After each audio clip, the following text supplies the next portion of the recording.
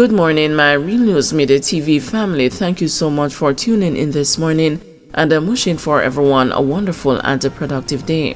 And in the news this morning, 3 murdered in Green Island. The Hanover police are getting help from the Major Investigations Division as they probe 3 murders committed in Green Island on Tuesday night. A 61-year-old man was killed in the first incident, followed by a man and a woman killed in a short time later. The murders took place in Hardin Hall, a usually quiet community in the Green Island Police Division, which has recently become a challenge for law enforcers. Unconfirmed reports are that all 3 were employed at a mega construction site in the parish. Currently, some intense investigation is underway. The Major Investigations Division is giving us some support where this is concerned, but our teams are investigating and seeing what we can actually analyze and get on the ground. We are also asking the citizens of Hanover to cooperate with us so as to help us solve these murders, said Head of Police Area 1, Assistant Commissioner Glenford Miller.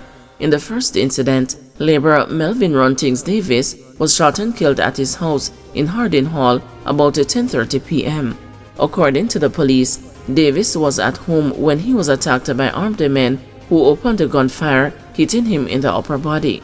Approximately 25 minutes later, a woman and a man were killed at their house. Their relationship was not disclosed. The 2 have been identified as 45-year-old Andre Colley, otherwise called Backhoe, an electrician of Hardin Hall, Green Island, Hanover, and the 43-year-old Stacey Williams, otherwise called Sandy, a laborer of Shuttlewood in the eastern end of the parish.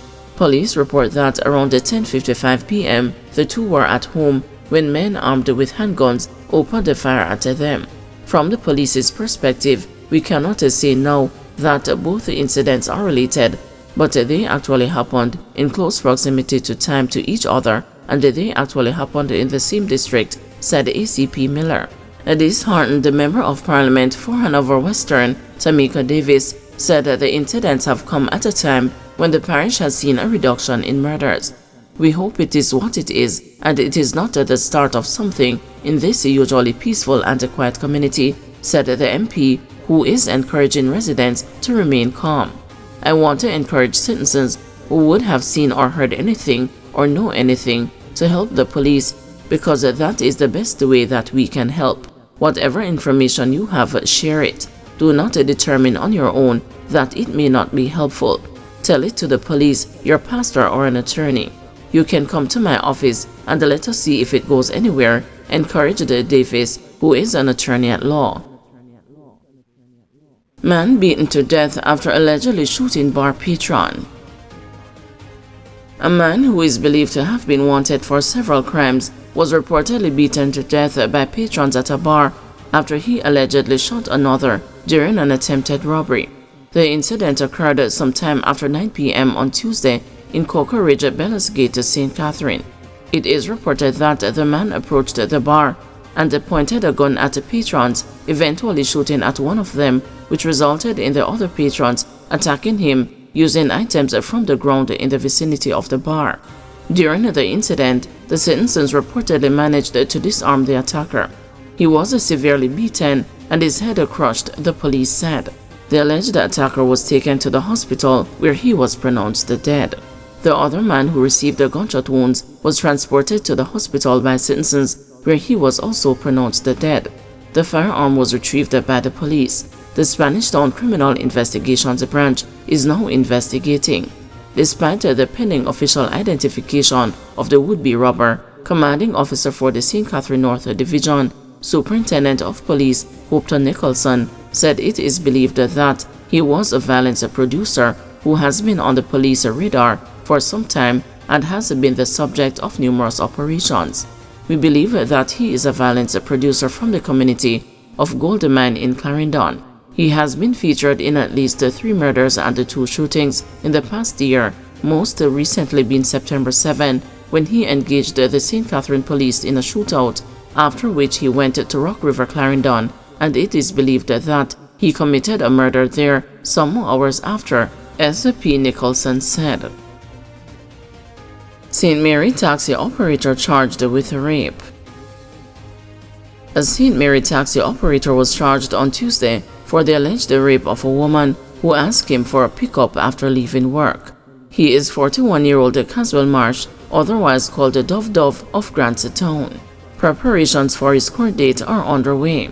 Reports from the Port Maria police are that in January, the woman was leaving work and called the Marsh to pick her up in his motor vehicle. Upon reaching a section of the roadway in Port Maria, Marsh detoured and allegedly sexually assaulted her. Marsh was later apprehended by the police and subsequently charged on Tuesday, September 24. Clarendon man charged for pulling gun on his mother during argument. The Maypen police on Tuesday charged a man for pulling a gun on his mother during an argument at his home in Fort Pat. Miguel Grant, 19, is charged with assault at a common law and the possession of prohibited weapon. The court date is being arranged. The police report that about 2 p.m. on Sunday, September 22, Grant and his mother were having an argument when he brandished a handgun and pointed it in her direction and threatened to kill her. His mother then ran out of the house and called the police. Upon arrival of the lawmen, Grant was arrested and placed in custody. He was subsequently charged on Tuesday. Bench warrant for suspended principal on child porn charge. A bench warrant was issued yesterday for Bradley Robinson, 50, suspended principal of Johnson Mill All-Age School in St. Andrew, who has been before the court facing a child pornography charge for the past 9 years. When Robinson appeared in the Home Circuit Court on Tuesday, Justice Sonia Bertram Linton asked him to produce a book assigned to him to show he had been reporting to the police station as a condition of his bail. He is to report twice weekly to a police station in St. Catherine, where a notation would be made in the book on each visit. However, Robinson told the court he had forgotten to bring the book, after which the judge said he would not be allowed to leave without producing it. He was taken to the holding area downstairs at the courthouse while he made attempts to have the book located. Robinson was taken back to the courtroom about 2 hours later, and following submissions from his attorney, Hugh Wildman, the judge told him to return on Wednesday with the book. The judge said Wildman did not have to come back to court with the accused. Yesterday, Robinson did not turn up and the bench warrant was issued by the judge. Wildman, who was appearing for Robinson for the first time on Tuesday, had argued that the case should be thrown out as a result of its dragging on for too long at 9 years. The attorney disclosed that there was a statement on the case file indicating that the complainant, who was 16 at the time of the alleged offense, was no longer interested in the matter. Bertram Linton set October 11 for the prosecution to decide whether the case should proceed. Wildman also pointed out that, according to the records, the accused never missed a court date and the complainant had never shown up in court, and the investigating police officer had never been in court when the case was called up. The judge then asked the accused if he had been honoring his bail condition by reporting to the police. The accused said he had never missed a date, and questioned by the judge if he had his little book to show that he was reporting, he responded that he forgot it. On hearing the accused's response, the judge ordered that he should not leave until he could produce the book. Wildman then pointed out to the judge that there was no legal basis for the accused to be remanded because there was no complaint from the police that he was not reporting. He argued further that it was not a condition of the accused's bail that he must walk with his book. The accused was taken to the holding area where he made calls in an effort to get the book.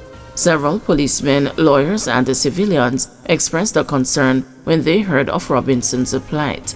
"Is this really justice?" a relative of the accused queried.